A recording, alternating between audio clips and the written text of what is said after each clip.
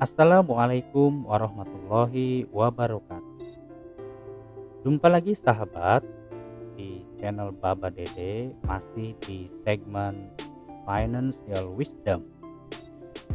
Dalam video ini saya akan membahas tentang studi kasus dari hal-hal fundamental yang pada video sebelumnya saya sampaikan.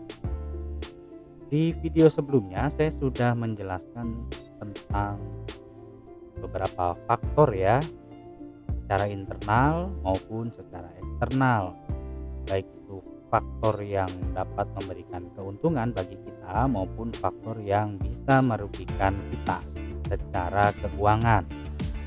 Baik, di dalam video ini saya sampaikan hasil analisa dari salah seorang subscriber kita.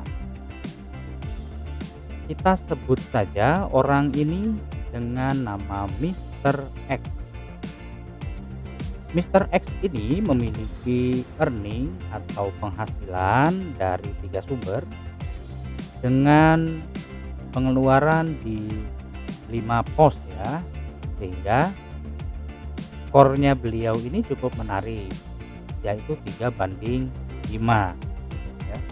Karena di saat yang bersamaan beliau ini rupanya tidak punya pos saving dan tidak berinvestasi di dalam bentuk apapun. Ini sangat menarik ya sahabat-sahabat sekalian. Kalau misalkan kita andaikan profil keuangan itu sebagai kue, maka kuenya si Mr. X ini seperti ini.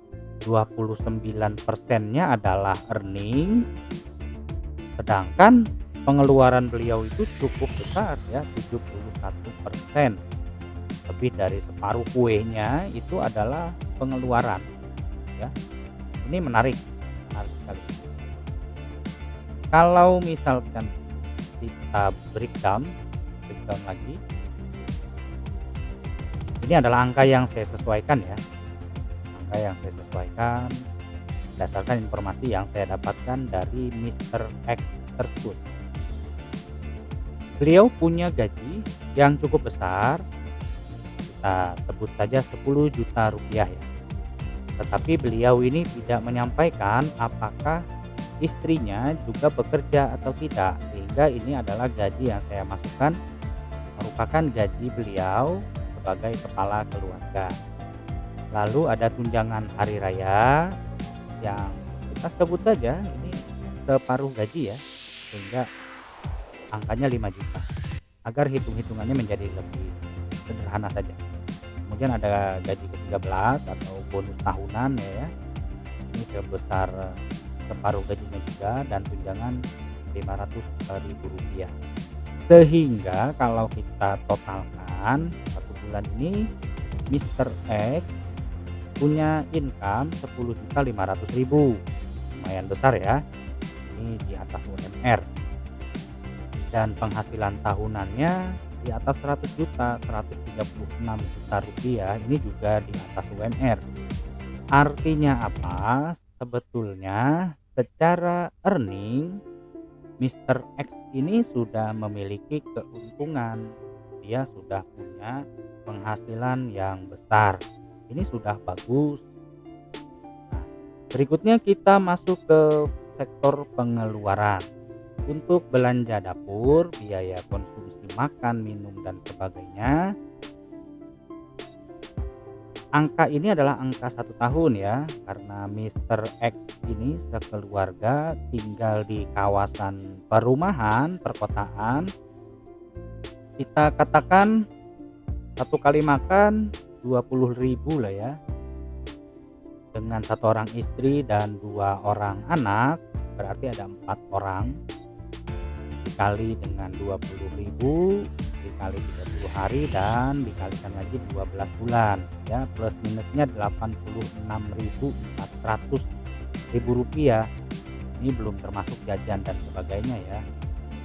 Kemudian Mr. X ini juga saat ini sedang menempuh pendidikan strata 2 dengan biaya kuliah yang plus minus 20 juta per tahun ya, satu semesternya kurang lebih 10 juta dengan biaya-biaya plus minus ya, nanti ada ujian dan sebagainya. Kemudian kedua anaknya juga saat ini sekolah dengan biaya tahunan pendidikan kurang lebih, kalau SPP-nya 200.000 per orang, maka beginilah kurang lebih ya per tahun. Kemudian ada biaya asuransi 500.000 per bulan. Lalu pengeluaran listrik ya, kita katakan di sini 300.000 per bulan dia harus bayar listrik. Kemudian biaya internet dengan paket internet yang standar kurang lebih biayanya 4.800.000 per tahun. Untuk pulsa ya, beliau tidak menyampaikan ada berapa unit handphone di rumahnya. Kita ambil saja angka 100.000 per bulan ya.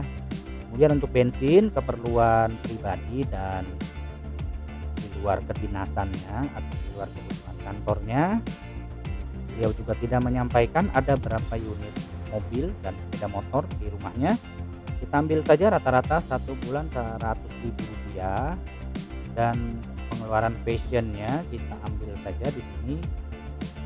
Beliau hanya membeli fashion baru di momen-momen spesial seperti hari raya ya, dengan budget misalkan 300.000 per orang, maka untuk 4 orang biayanya adalah sekian ya, 1,2. Kemudian Mr. X ini adalah orang yang cukup dermawan ya. Satu bulan beliau paling tidak menyisihkan 500.000 rupiah untuk pos sosialnya ya, ini plus minus. Kemudian karena penghasilan tahunannya di atas 100 juta, maka beliau bisa lah mencicil rumah ya dengan cicilan kurang lebih 5 juta rupiah per bulan. Maka Mr. X ini mengeluarkan 60 juta rupiah per tahun untuk biaya mencicil rumahnya. Artinya kalau misalkan kita kalkulasikan secara global saja, penghasilan 136 juta itu disandingkan dengan pengeluaran 195.200.000 ini masih ada minus yang cukup besar ya, rata-rata per bulan ya di angka 5 juta rupiah. Kenapa bisa terjadi? Karena memang beliau tidak punya saving ya, beliau tidak menyampaikan apakah beliau punya tabungan, punya simpanan berupa logam mulia atau apa ya. Ini memang masih kurang lengkap informasinya. Tetapi hal yang paling menarik bagi saya adalah kalau kita kembalikan ke dalam 4 kuadran ini ya, sebetulnya Mr. X ini secara internal sudah cukup besar ya. Hanya saja memang pengeluarannya juga besar sekali. Maka langkah yang paling sederhana adalah beliau bisa memaksimalkan kedua faktor eksternal ini untuk membuat keseimbangan kuenya tadi yang saya jelaskan di awal menjadi lebih proporsional. Bisa kita katakan beliau masih perlu wisdom ya, masih perlu bijak, arif, dan lebih memaksimalkan dua kuadran lain yang belum dimaksimalkan oleh beliau. Beliau tidak punya saving dan tidak punya investasi di dalam bentuk apapun ya. Sahabat sekalian, ini adalah sebuah gambaran nyata bahwa wisdom di dalam keuangan menjadi sangat penting selain daripada kita punya kecerdasan finansial. Di dalam video berikutnya akan saya jelaskan lebih dalam lagi mengenai faktor-faktor ini untuk kita bisa maksimalkan. Ya, sekian video ini. Terima kasih sudah menyaksikan sampai dengan selesai. Saya akhiri. Assalamualaikum warahmatullahi wabarakatuh.